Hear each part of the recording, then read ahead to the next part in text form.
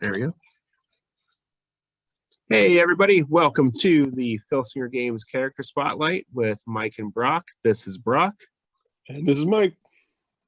Today, we will be talking about two more classic characters from the Filsinger Games universe in Commander Sam and Genghis Khan. No, Exo-King. I'm sorry, Exo-King. I was going to get all earthy on us for a minute there. But Exo-King. I actually have the card sitting in front of me, but I still called it Genghis Khan. So Exo-King and Commander Sam. And we also have a topic, an interesting topic to discuss, which is... And the topic is wrestlers that you would have thought made better faces or heels. Okay. Think about that for a little bit as we're talking. Yeah, that's interesting. You know, you think about it like, you know, Chaos. Is he always going to be a bad guy, or did you make, you know, or do you picture him more of a good guy, or, you know? I could see him doing good. He wasn't evil. Well, wait, we'll get there. Yeah. Getting ahead of ourselves. Exactly. But yeah, how was New Year's? Quiet. We normally have a big New Year's party. Yeah. But we toned it back. My daughter's birthday's on the 30th, and she's in Ottawa, so I couldn't get the time off work because, you know, FedEx, we're kind of busy. Yeah, just a bit. And so the wife drove up to Ottawa for the night and then come back, and so she was getting in on the 31st, like, you know, 6-7 o'clock at night, and the last thing she'd want to do after driving 6 hours is, you know, house full of people. Yeah, exactly. And having to stay up till 12 or 1. Mm-hmm. Yeah, after how our kids responded to having them out late on Christmas, we figured it was best to just stay home on New Year's and keep it low key. But that and the, you know, COVID and all that fun stuff. Yeah, we did have a question get messaged, was how did we come up with this idea for this YouTube show? And it kind of started out organically. Mm-hmm.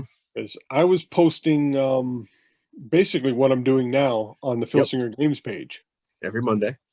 Yeah, every Monday I'd have my wrestler spotlight, and I would ask people, you know, also what they do in their promotions, because I'm honestly curious on how, you know, people react to different, you know, if you have, you know, Massive in your Fed, he was unstoppable for me, but, you know, not too good in other people's. And some people responded every week, like Ty States. Ty every week, discussed. And Kurt Campbell would chime in. A few people would just hit the like button. But I was always really interested, and, you know, to see what people would do. So I thought about, you know, doing it online, and I have no technology ability whatsoever. And I knew Brock here was always doing his Twitch stream. Yeah. I'm like, hey, Brock, we can have a different venue to do it. Yeah, why not? While simultaneously pumping up your Twitch stream. Brock's like, hey, that's a good idea. Yeah, why not? We can cross-platform. Yeah, I've been throwing the link out every stream on. Yep. When I'm streaming, I throw the link out to the YouTube. So. And so Brock runs the show, and I just chime in. Well, you do most of the talking because you actually remember stuff, and I don't. So Brock is the tech guy, and I come up with the wrestlers and most of the topics. Because you know, I'm on week 199 that I have thought about for, you know, my Uncle Hitman. Yes. And so I try to keep which about you can find on Sundays. 10-12 weeks ahead of what I do, so I have time to think. On this, I have so far 25 topics. Nice. This is what, our 8th one? 9th one. This is week 9. Yeah. Which is, you know, saying something for me, because usually I do something for 2 or 3 weeks and then abandon it. So. Yeah, that's why, you know, and also it keeps us both motivated in the game.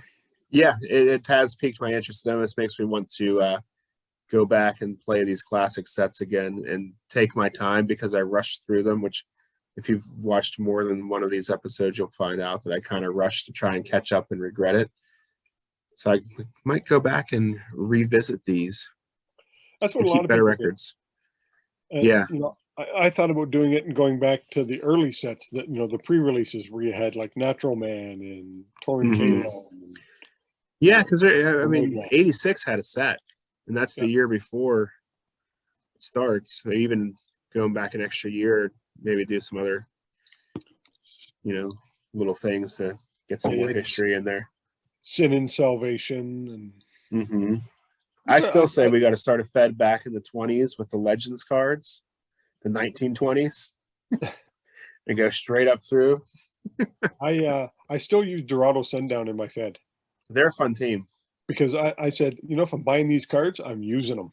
Hmm Yeah, And so, like, I use Torin Kalem, but he's Torin Kalem Jr. there you go. I use Dorado Sundown. I did use Natural Man. Okay. He was a guy just showed up. I needed somebody to feud another jobber type guy for a couple years. hmm So he just showed. I knew it was Vanity, but didn't It's a look totally like different character, though. Yeah. So I'm like, I can get away with it. Hmm So Yeah. that's what I did on a few of those. If I thought I could get away, like I never used Montol hmm just because I was worried if that is mutant, that's going to screw up my storyline. Yeah. I don't. Did they ever say if he was No, or I not? don't. I don't think they did. He went through the Transvolver and nothing happened. So Okay. mutant didn't revert back into Montol.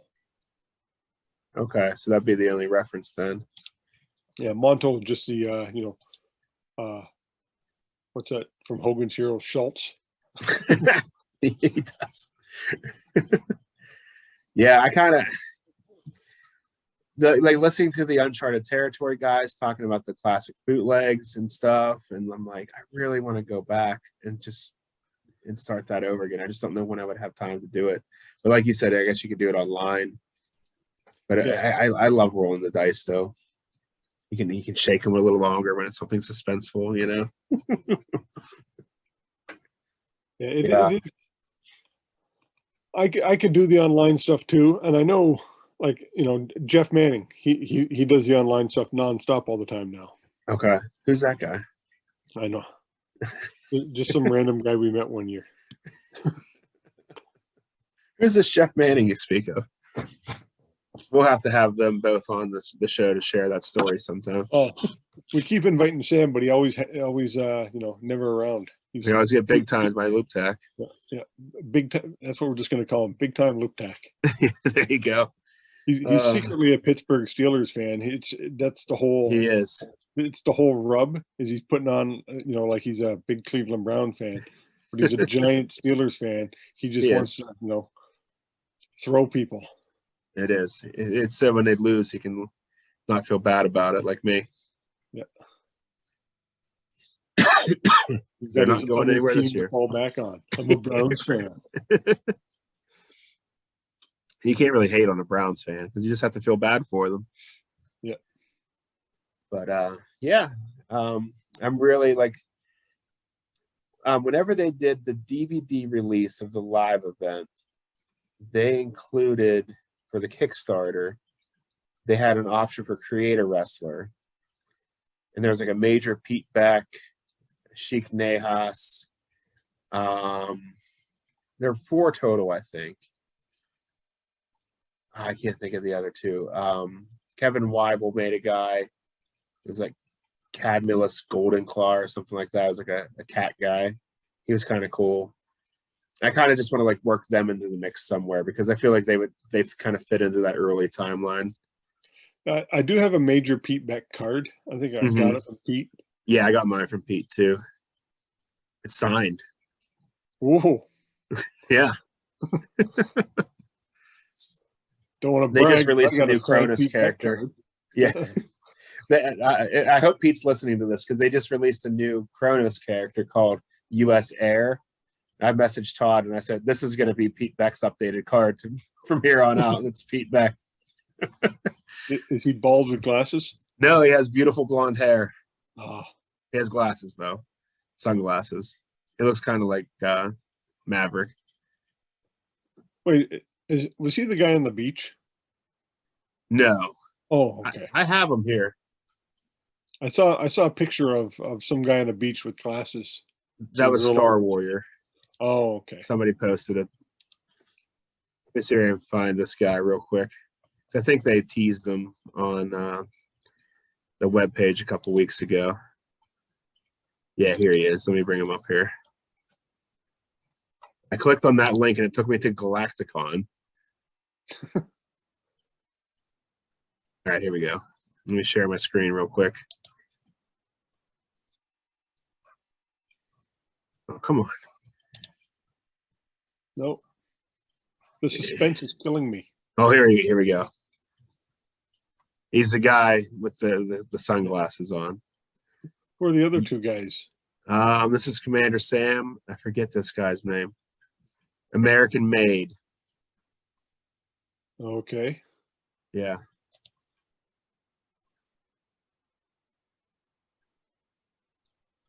But I told Todd this is going to be Pete Beck for me, US Air. He never messaged me back. He must have thought it was a silly idea. It's like the Briscoes and Duck Dynasty had babies. There you go. That's pretty accurate. Yeah. So that's those guys. With Goose from Top Gun. Goose from Top Gun. Yeah, I kind of want to go back. I kind of veered off for a little bit and just work those guys in. Like he'd be a good alternate on Commander Sam's team. Like if Adam Blast ever got hurt or something, bring in Major Pete Beck and put the Cadmulus Golden Claw with the Animan at the beginning. Well, that first Commander Sam card he's nasty. Mm-hmm. I think it was Kevin Butcher took that art, took the Commander Sam art and put it on one of the like he switched the backs, so he made a Son of Sam card. Yeah, I think that was him. Son. That's cool. And so I use that one as Commander Sam's son, and he's teamed up with Adam Blast. Cool. That's actually a very good segue to our first character discussion, if we're there. Commander Sam. Here he is from the original set. The Great American Hero. Yep. Kind of Hulk Hogan-esque, I always thought. Yeah. Just because he's bald. Not cool bald, but old school bald. Yeah. He's got that Ben Franklin look. Yes. The skullet. That's what I said. He was the backbone of the FDF. FDF.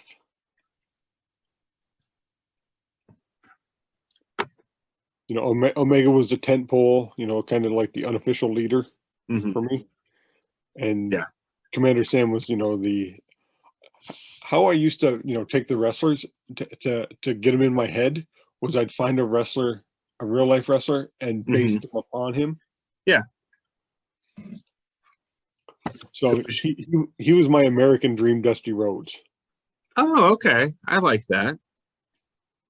He was my Hogan, but not as good.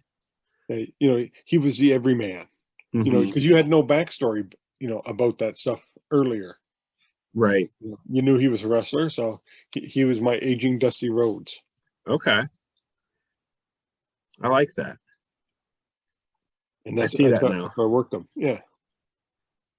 His reimagined art, they made him look really old. Have you seen that? His color card for the first set? No. While we talk about him, I'll look for it. Yeah, he did pretty good for me. Like he held the GWF tag titles with Massive. And that was his only major gold. He held the TV title once and the Galaxian title once. Wow. So he did okay. You know, he retired in 98 or something like that for me. Oh no, sorry, 92. Okay. For a few, you know, he feuded Comrade Terror for a couple of years. He had no, like the feud versus Executioner in the very first year. I loved it because it was, you know, Stan Hansen versus Dusty Rhodes feud for me. Okay. Yeah. And that's how I picture those two guys. So they lit it up because I wanted to build into the Comrade Terror feud. Makes sense. That's the big one. Yeah. And unfortunately, Commander Sam got his ass kicked severely for 2 years. And, you know, Yeah. if it was a one-sided feud, I'd usually ditch it. But because I built up to this feud, I wanted to keep it going. You had to play it out. And I don't think Commander Sam won a match in 2 years against Comrade Terror. Wow. And the following year, he took on the traitor Pit Viper. Okay. That makes sense. And yeah, that was the only feud he ever won. Yeah, they're pretty evenly matched. His card, though, I mean, it doesn't have a very tough card. His level 2 offense, he only has 1 guaranteed shot to get down to level 3. Yeah. So yeah, he's kind of a middle of the road kind of guy, toward the lower end almost. He's got a +2 finisher, if I remember. +1. Sam's +1. atomic drop, +1. He can't keep you down. No, he's got a bite to the forehead too on number 1 on level 3. But he's got that Commander Sam defense on level 2, which is a solid defense. Yeah, it's got 2 days, 2 comebacks, and 2 hurts. And with a tag in there. I can't find that picture I was going to show you. When him and Massive were a tag team, they you know, we're pretty decent. Oh yeah, they were actually the tag team of the year in 1987 for me. Nice. They beat the Gladiators out. Cool. That's impressive. And then he was the inspirational wrestler of the year twice. He won my most popular wrestler of the year in 87. Wow. And he won a match of the year, 2 of them in 87 and 94. So he showed up. He showed up when he needed to. I think that's why all you can ask for. I think that's why he was my Dusty. Yeah, that makes sense. He didn't win them, but he could win the big ones when he needed to. Cool. Yeah, unfortunately, I didn't really get into the character that much. I don't know why. I didn't. It's not because I mean, he's definitely a classic, and he's always been around with like the main hero team and all that stuff. But for whatever reason, I just couldn't get behind him. I can't really, put a finger on why. So I didn't really he didn't have much success because when I was playing these cards, I was a kid, and if I didn't really like the character, I didn't really get give them the opportunities that they would deserve or not. And your dad didn't like him? No, I don't think. I don't know if it was the American hero thing and it was played out or what it was, but yeah, neither one of us really got behind him, which is unfortunate because he's a classic. As a manager, he's done quite well.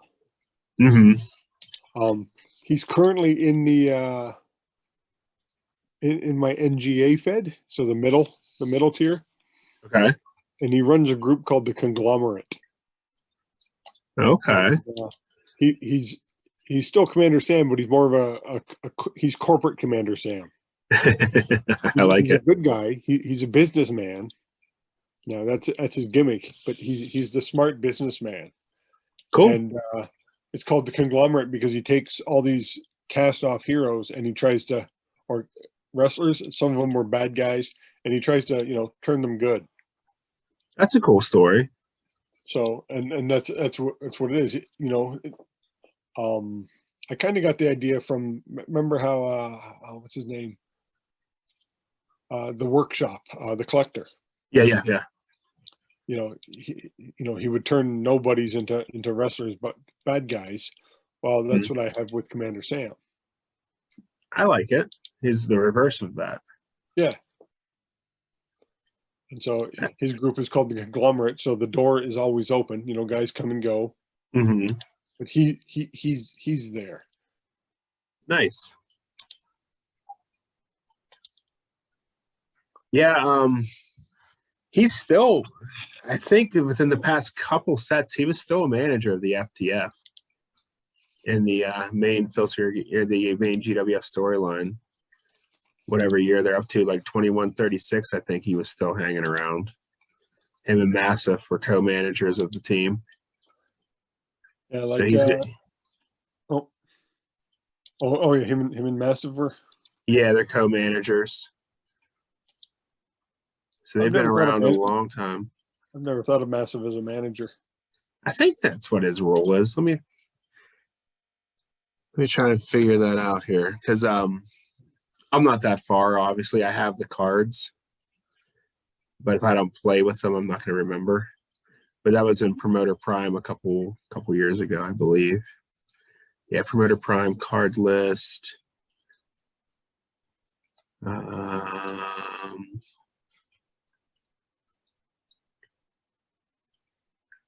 Sorry, this is riveting audio here as I'm looking for.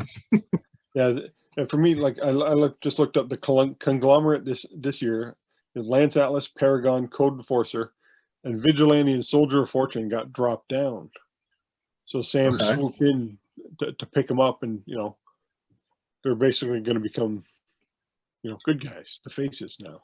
That's cool. I like that. I never thought to do something like that. Booted from Chaos, and he's like, "Hey guys, come with me. I'll help you. Get back." That's cool. That's really I really like that. That's unique. Yeah, him and Massive are managers in the year 2134. Ooh. I don't know if they're still around because we're up to 2137 now. But yeah, as of then, they were managers. Did I just ruin it for you? No. He's a manager now for me. It's Massive that I found odd. Yeah. They needed it because of the power creep. Yeah, like it's not like he's going to be a he was not a Hall of Famer wrestler for me by any means. Maybe if I included, like I said, when you go back, that original card, his first original Legends card, the blue one, that's a great card. It is. The art's good too, and it's even a Gustovich artwork, I believe, too. Really? I think it was Gustovich. I didn't think that was Gustovich. That's too good to be Gustovich. I know, right? I'm looking it up. But yeah, I love that card. I love the artwork. I love everything about that card. I never thought to do something like the Son of Sam. That's pretty cool. Gruff where he's just looking over his shoulder type. Yeah. Let me see. We'll bring it up here so we can so people know what we're talking about. It was Larry Snelly. Yeah, that's it. Yeah. All right, here we go. Let me share this drawing with everybody. Here he is, Commander Sam by Larry Snelly from the Classics 2079 set. Yeah. Originally printed in blue. Yep. So yeah, that was definitely his best card. He had a 2074 card too, which might have been like his rookie card. Yeah. I don't like the look of that though. That's a Bendis. Yeah, it's too superhero-y. I always saw him as a soldier type guy. Yeah. And this one puts off a soldier vibe. But you can see though, he'd be the soldier guy, but he's just coming in, so he does, he's more into the wrestling than the he's trying to think of his gimmick, trying to work him, figure it out. Yeah, progression here. So see this, he's a straight up superhero. He's still that's why I don't mind that one. And then he aged a lot in 8 years. Yeah. It was a hard road. Yeah. Don't forget Commando Sam, though. Yeah. That's the card I'm using is Commando Sam, but he's Corporate Sam for me. I like that. He literally, I don't call him Corporate Sam. I just call him Sam. Okay. He doesn't go by Commander anymore, but I still have the old timers call him Commander. But he's just Sam, and he's the leader of the conglomerate. But I like more that. I might have to steal that. he wears a suit and tie to the ring. Well, then you should be using this card. Oh, where he's got the saluting. Yeah. No, yeah, but I'm not pushing the American gimmick on him. Okay. That's true. He's got the Presidential Medal of Freedom here. I think that's what that is. Because all wrestlers get that at some point. Yep, they should. So what would you change about Sam? I would move the choice D that he has on number 5 on level 2 to level 1 offense to give him a solid level 2 where he has 2 shots to knock somebody down. Yeah. I was thinking the same thing. That's the biggest knock against the guy is when he's only got a 1 in 6 chance to put you down. Mm-hmm. Yeah. Now choice D is not. What is that? Is that 8 or less, plus or minus? It's a power move. Yeah, it's somewhere probably 8 or 9 to put you down on a power. So that's it's not a very. I think now choice D is associated with a level 2 move now. In fact, I think that's one of the ones that got changed. It's one of the weaker ones. I'm not positive though. I can never keep those straight. You can't put guys down on both anymore?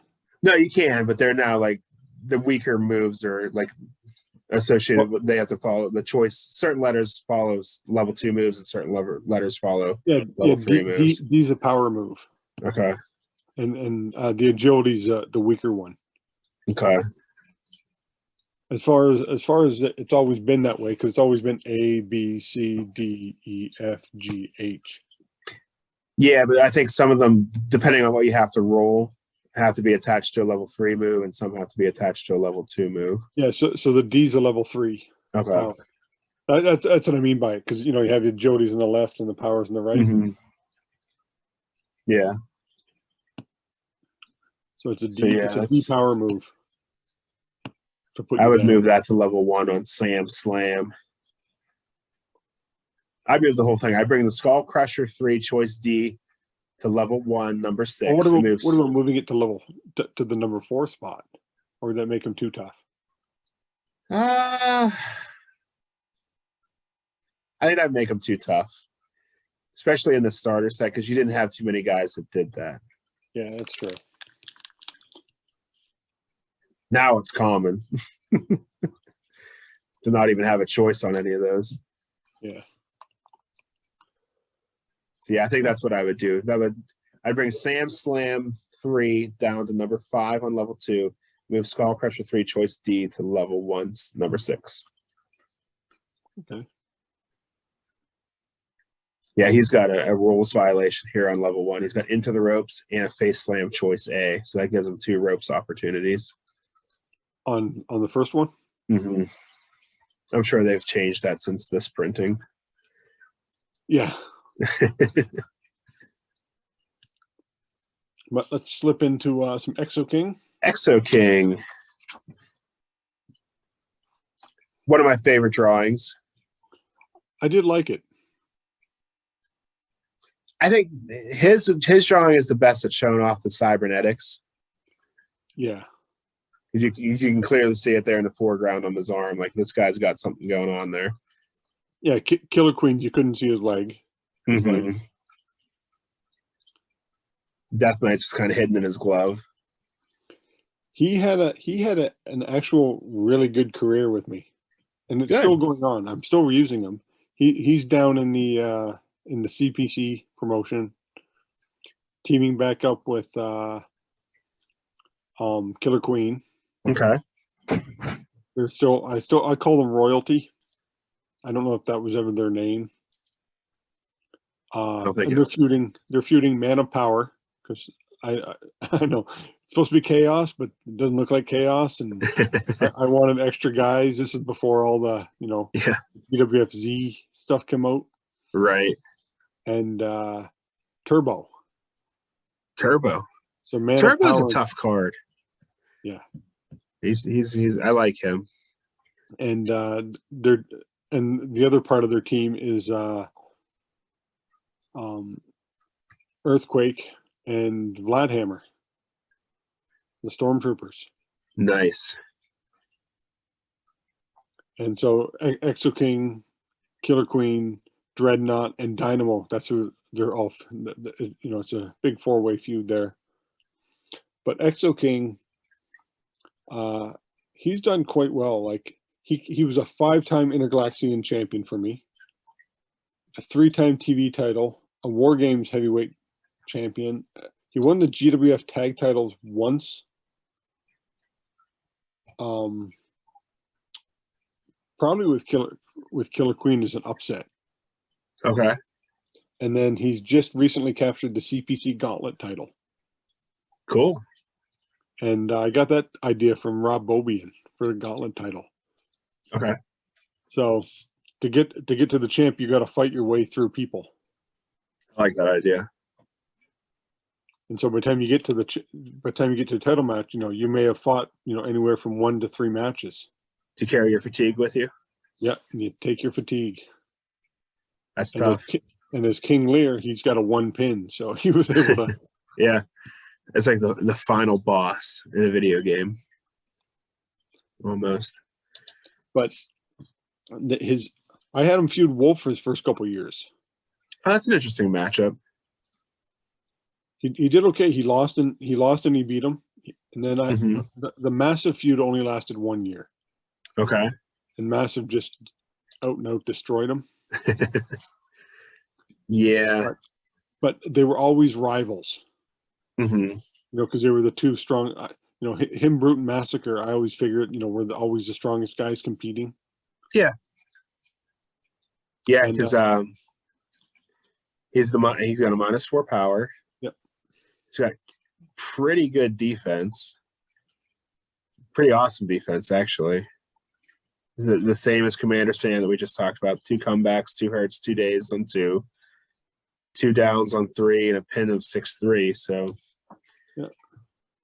He's slightly better than Sam in that regard. Yeah, he had a decent card. Yeah. Yeah, looking at it now, I'm like, this kind of holds up other than the +1 finisher. Yeah. It would do well today. It'd hold up. He's got the choice C on level 4, which is a pretty good shot at putting somebody down.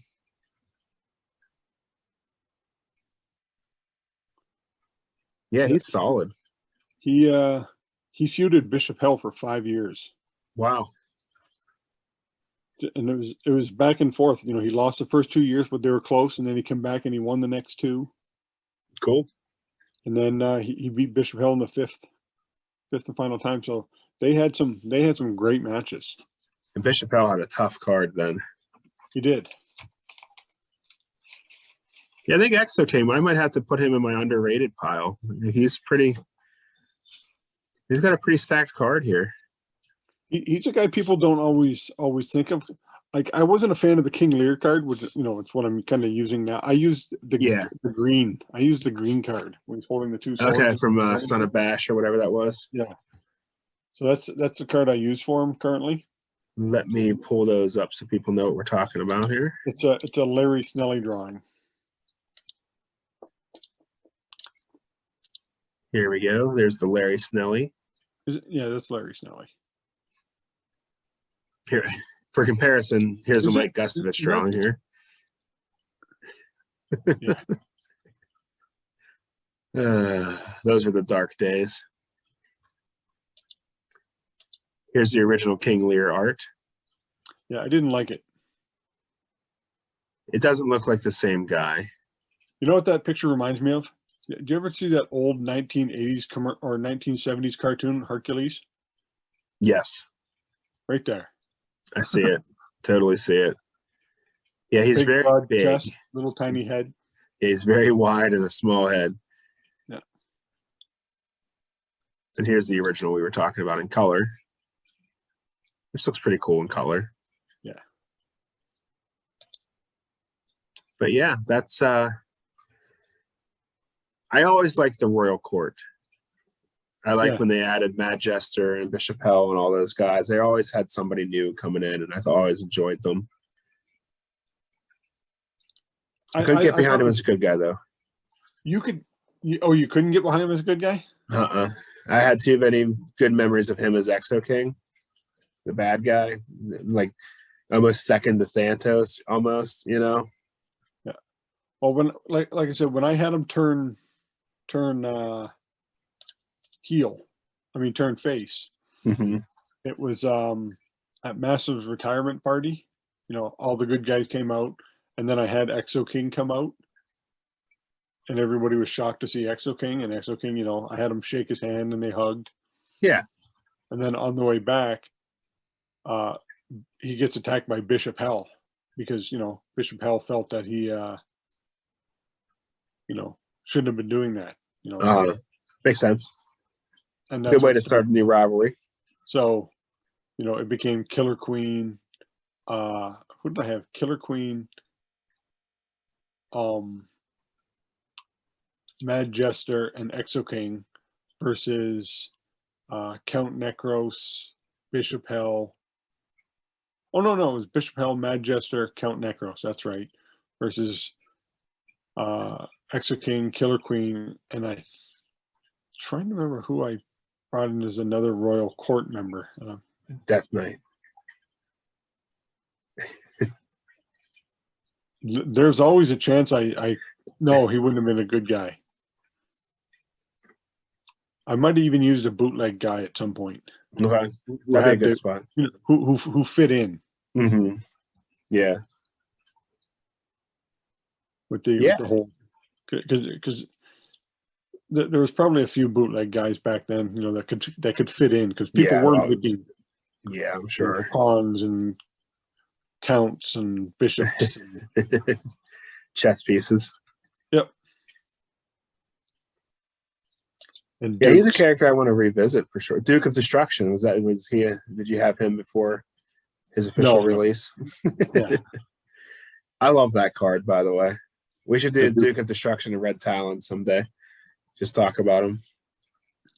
How would you weave them into the storyline? Yep. Yeah, but do you have those cards? I do. Okay. I have both versions, the color and black and white. I think I have the Duke of Destruction in black and white and Red Talon in color. It's funny.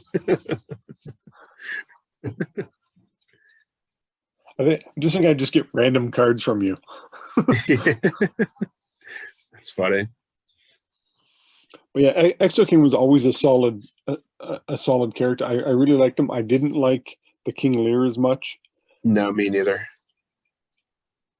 His finisher got more powerful, but the rest of his card became weaker. 4 down, like he had 3 downs and a pin.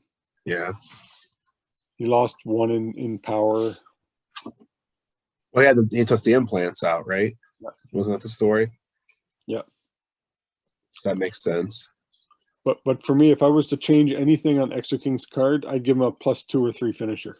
That's exactly what I was thinking, because he has the stats to match a guy that would have, like, the rest of his card, it looks like, you know, a main event guy, his stats, other than that +1 finisher. And I think bumping that finisher up, he's a top tier guy right off the bat. How would you power creep a set? Well, yeah. Well, the villains needed some help, I think, in that first set. You got Thantos. Massacre was surprisingly tough. Massacre was tough. Comrade Terror was pretty tough. But beyond that, you know. Kraken could have been better. Mm-hmm.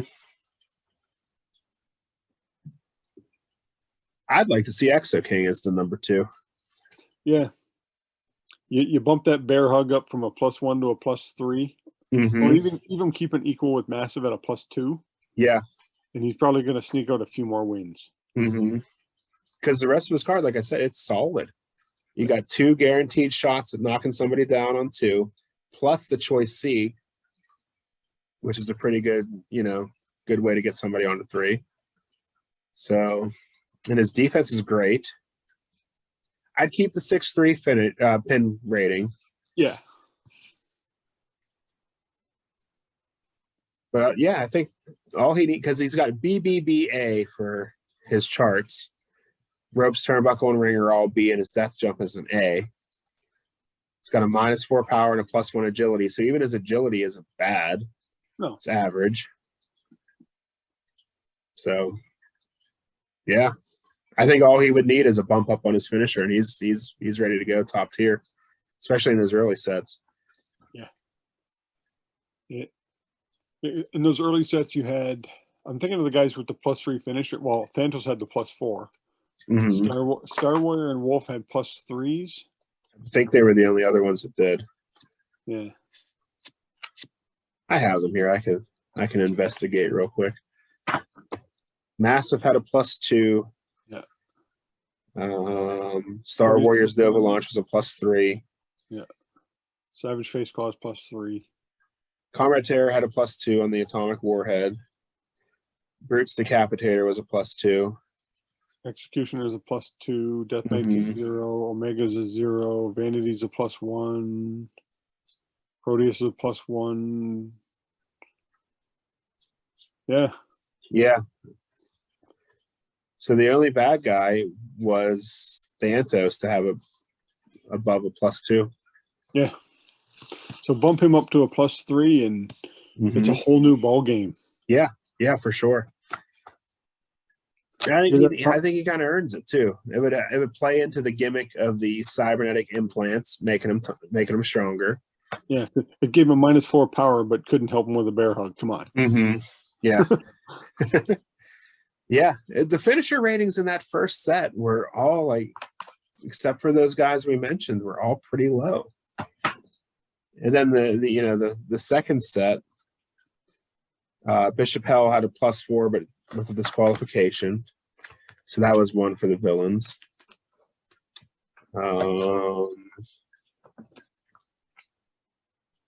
Battering Ram was a +2. Badger had the +3, but it was a tag move. Yeah.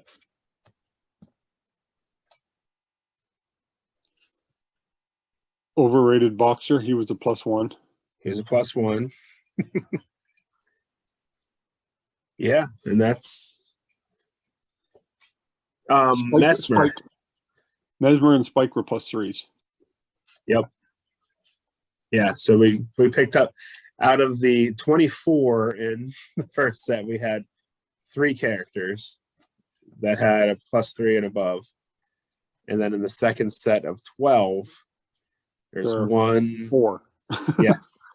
So that shows you how quick that can happen. But I think it was needed, especially on the villain side. You needed to bump up those villains quite a bit. Yeah. And I think that was Spike's full purpose, was to give the villains another really tough main event guy.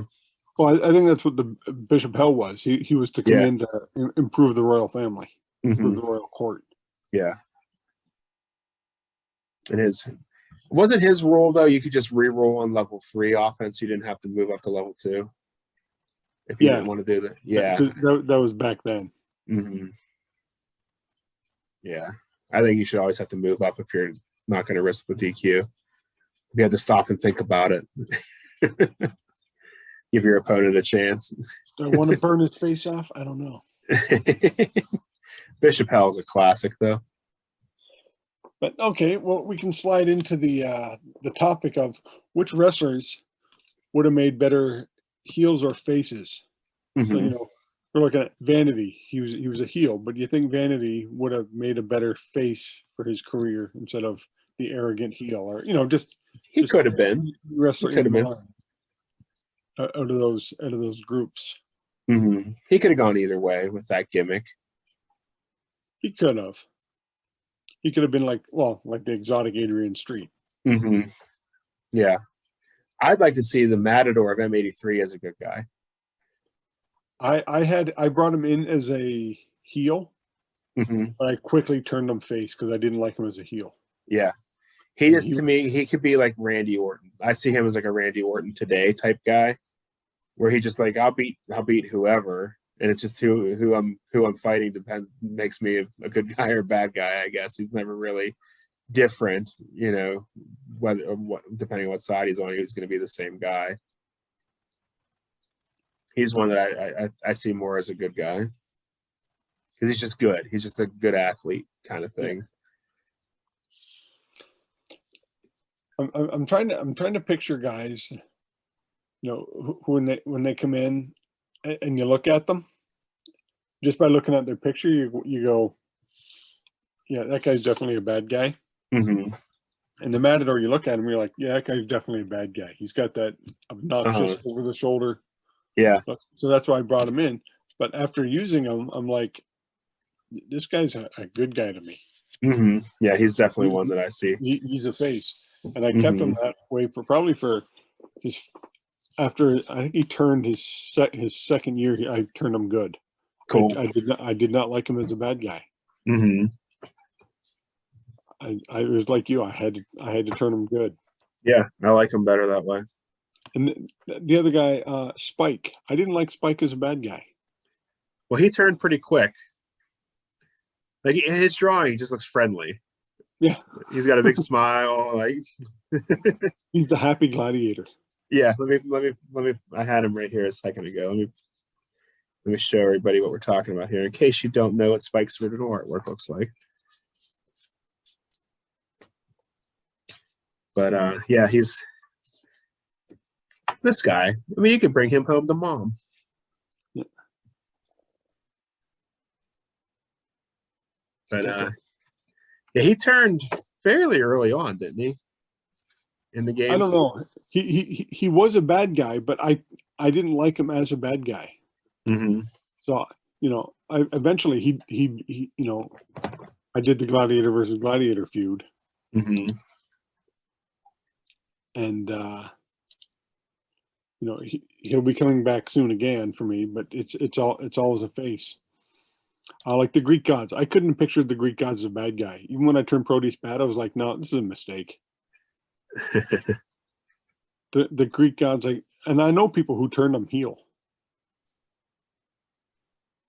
Yeah. Now, which makes sense. You know, but I didn't there. I couldn't picture him as a heel. You could go the anti-American route and make Commander Sam, who we just talked about, a bad guy everywhere but the United States.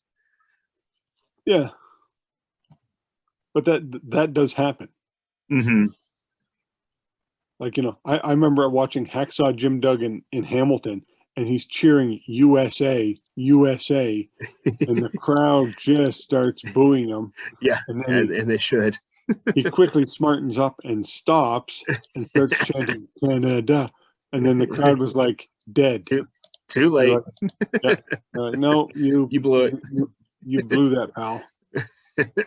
We are now booing for whoever you're wrestling against. I think he was taking on Virgil, one of the greatest of all time. And Virgil became face instantly. That's great. I love the hometown hero villain kind of thing. Like some of the best stuff was that Bret Hart 97 run, where they would be in Canada one week and the United States the next, and he would get the heroes welcome or any foreign country. But the minute he came back to the States, he's getting booed out of the building. That was great. I remember watching. I went to WrestleMania in Toronto, where Rock and Hogan wrestled. And I remember getting a message from Pete Beck. He was like, Mike, was that real? Like, was Hogan getting cheered and The Rock getting booed? I'm like, yeah. I said, Canada loves Hogan. They really tried covering it up on TV. I'm sure it was even worse while you were there. It was so loud. Like they popped for Hogan huge. They didn't know what to do with that. That was great. That match wasn't that good, but because of that crowd, it's a classic. Yeah. That crowd made that match. the like this is getting back onto what we were talking about before, where wrestlers you can get behind when you create your own storylines. Mm-hmm. Like there were guys where like Tom turned Pit Viper bad. Mm-hmm. I tried. I turned him bad for I think 2 years, and I'm like I can't picture him in my head as a heel. He's going back to face. Mm-hmm. And he stayed that way. I never would have thought to turn him bad guy again. And I know Mm-hmm. at some point, U.S. Patriot, Yeah, becomes a bad guy, becomes yeah. a U.S. traitor. And Mm-hmm. I'm like, I'm not sure if I'm gonna do that. I might just, I'll still use a new card, but I'll still call him U.S. Patriot. Mm-hmm. That's what I have going in my head. Yeah. Because that whole, I'm turning my back on my country and this and that. I've seen it played out so many times. I'm like, no, I'm not running that storyline. Yeah. Yeah. I could see that one. And I like him too much as a good guy. Mm-hmm. Like I got the FDF, but then it's Atom Blast group that are right below. Yeah. They're the Teen Titans of the Justice League. Right. Exactly. And so I can't see turning him that way. But it'd be like Vengeance. I couldn't see Vengeance becoming a good guy in anybody's family. Yeah. Like Mayhem, sure. I know lots of people turn Mayhem good because he was just so absolutely, insane. Yeah, it's crazy. Yeah. And he became such a popular wrestler. Mm-hmm. He was like the Road Warriors. Yeah, they were bad guys, but people were cheering him because he was doing crazy stuff. Right. Yeah, Mayhem would make a good guy. Yeah, good. I eventually did turn Mayhem into a good guy. No, not for long. I still use Mayhem. He became a good guy, but he came kind of crawling back after Brute Massacre and Spike retired. He was on the other side. Uh-huh. Yeah. He's the only guy that didn't leave. And then I got plans for turning him good again because I just like the character. He'll probably hang around a couple years longer than expected. Yeah, he's supposed to be on his way out in 2106. Yeah, it's like Massive. I can't picture Massive as a bad guy. No, me neither. And then there was that whole storyline where Mesmer casts a spell on him to make him evil. Yeah, forgot about that. Like I remember talking to Mark Ashby, and he said, "Yeah, one of the first things he did was turn Mesmer bad because he just looked bad."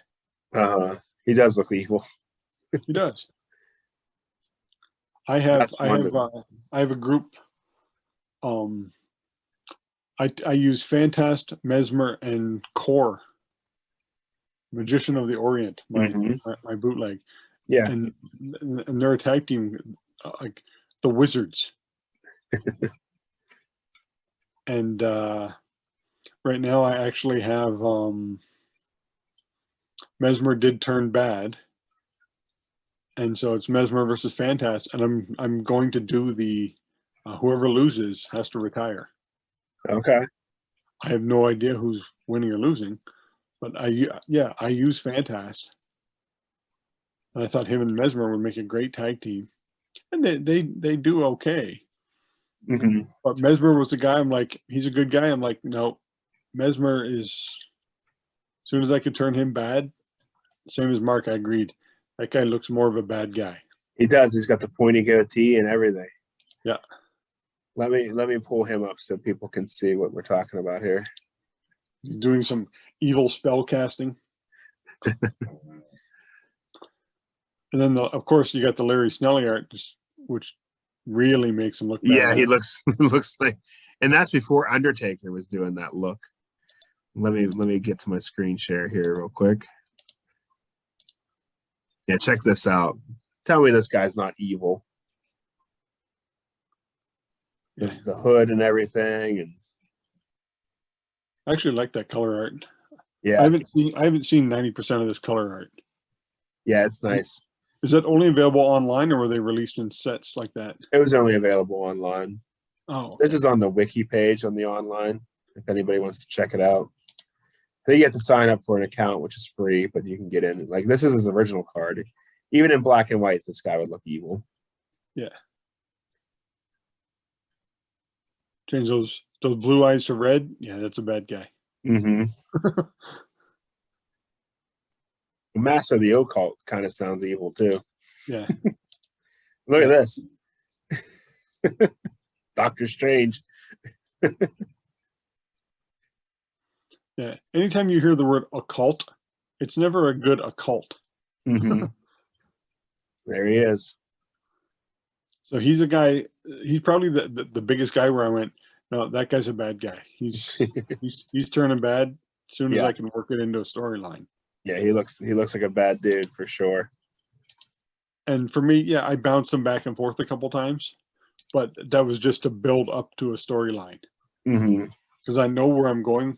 And, you know, this falls back to, you know, a couple last week where we talked about, you know, do you create your own storylines? Mm-hmm. And that was when I'm like, yeah, this guy's a bad guy, but I'll flop him back and forth. So the fans even have issues with cheering for the guy before I finally do 100%. He's turned on everybody. He's becoming so evil that they're like, okay, you know, loser retires. Right. And if he wins, it's going to cement himself as you know, one of the biggest bad guys. But if he loses, he's, you know, he goes out. I might bring him back as a manager. Mm-hmm. He can no longer wrestle. Yeah. Your stipulations stick. Yep. I always kind of saw Iron Man as a bad guy. Really? No, I can't say anything because I have all my Anti-Men as a bad guy. Okay. Yeah, I see him as a bad guy. He's another one I wish would have gotten updated once or twice. But now everybody seems to get updated multiple times. Back in the day, it was a little more selective, I guess. Yeah. I think they were just getting used to updating people too. True. And you got to have storylines to update people. Mm-hmm. Yeah, don't just do it to do it. Yeah. Like, would I love to see? I would have loved to see Massive has an update become a little tougher. Oh yeah. Mm-hmm. Yeah, I'm trying to think of some other guys that could go either way. We've done a lot of good to bad, not too many bad to good. Well, like I said, it can go either way. Like for me, Spike, I looked at him and went, oh, Spike's the joyful gladiator. Mm-hmm. Yeah, he just looks happy in all of his card art. Up until he becomes that old man.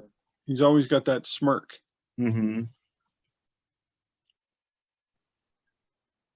Like, and I'm just trying to stick around the first couple sets too. I'm not going down the road, you know, 2105 and right.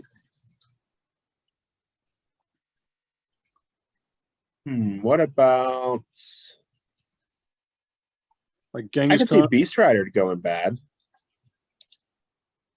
Just as an interesting, like, almost so annoying that people don't like him. He's so good that he's annoying, so he turns bad. Kind of like they did with the New Day at first. Yeah. But that's what he did with Renegade. Mm-hmm. He became the cannibal headhunter. Yeah, but that was the whole gimmick switch too. Like Renegade was popular. And even in my Fed, he was one of the more popular guys. I don't know if I would have switched Renegade bad, but Cannibal could never be a face. Right. You're not a good guy named Cannibal. Uh-huh. Although Thantos had a good guy run for a little bit.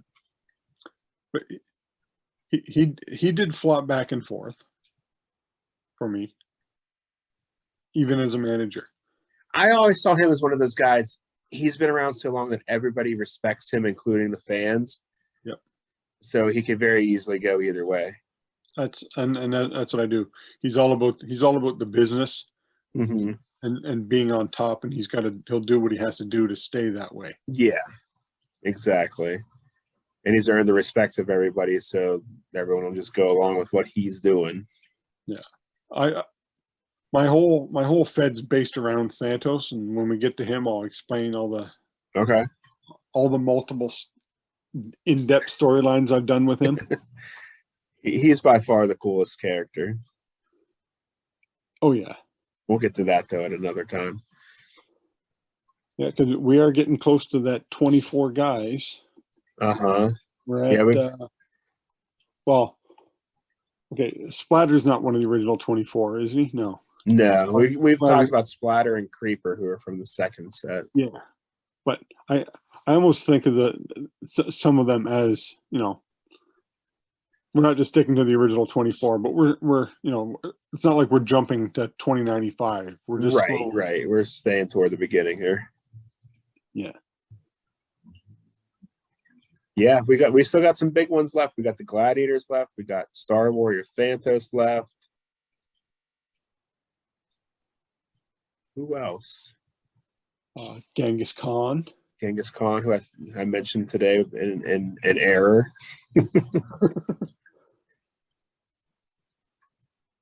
Is that it? No, no. Not yet. Who? Pulsar. Yeah, we haven't done Pulsar. We haven't done Beast Rider. So there's a few. We got a few more episodes here in the starter set to get through. Yeah. But we got the big boys left too. So yeah, I was saving the big boys for a bit, build up to that. Mm-hmm. Because there's lots of Thantos and Star Warrior fans. Yes. We'll make sure everybody finds out about this before we get to that. Same as the Gladiators. I'm thinking of doing the same thing we did with the Greek gods last week. Mm-hmm. You bring them in together. Yeah, for sure. Because they're the tag team. Yeah. They look like a tag team. They've always been a tag team. They got to be discussed together. Yeah. When you speak of them, they're the road warriors of their day. They are. For sure. Brute's Animal, Massacre's Hawk. Yep. Everyone could see that. Nope. It's a coincidence. The face paint? No, that's coincidence. Mohawks? Nope. Spikes? Just all coincidence. Just happy coincidences. Yep, that's all it is. But no, I think as far as people who play this game, they're probably equally loved. Yeah. If not more. But we should probably wrap this up. Yeah, let's give some shout outs to some friends who do some other Filsinger Games related media. We have Grant at GWF Promoter on both Twitch and YouTube. Check him out. We have the Roll Up, which is the official podcast of Filsinger Games, where they talk about all kinds of stuff, news, they break stories, and they've been talking about the upcoming Ringside Companion on there. Uncharted Territory from the Legends team discusses a various number of topics. And they're also discussing the new Compendium Bible. Nice. I keep hearing the thing's going to be like, 200 pages. Well, it got delayed because they realized they omitted a few things. Yeah. So before they went to print, thankfully they caught it, and they're going to add those things back in, so it's going to be even bigger. So that's going to be amazing. I'm looking forward to that, because right here I've got a stack of 1, 2, 4 Ringside Companions right here with different things that I have right here while I play. So it'd be nice to have all that in one place. Looking forward to that. Yeah, we got I think we hit everybody, I think, that we've talked about. Yeah. So yeah, check those guys out. We'll put links to everything in the description below. Go ahead and click the subscribe button, which I think is like right here. Yeah. Unless I get flipped. I can't remember. It gets flipped when we're doing it. It could be on my side. Could be here. Okay, so it could be, it's either right there or right here, right here somewhere. But yeah, click that subscribe button so you know when we post videos. We try and get them up Mondays at noon. We're trying to get to 50 subscribers. 50 Not a long shot subscribers. right now. We're close. I mean, we're in the mid 40s now. So if you have a friend that you think might like this game or plays this game and maybe has not checked this out yet, let them know about it. And if you have a character you'd like us to discuss, let us know. Or if you'd like to discuss a character, let us know. We're very open to letting others join in and have part of the fun. So yeah, I guess we will see you all next time. Have a good week. Later.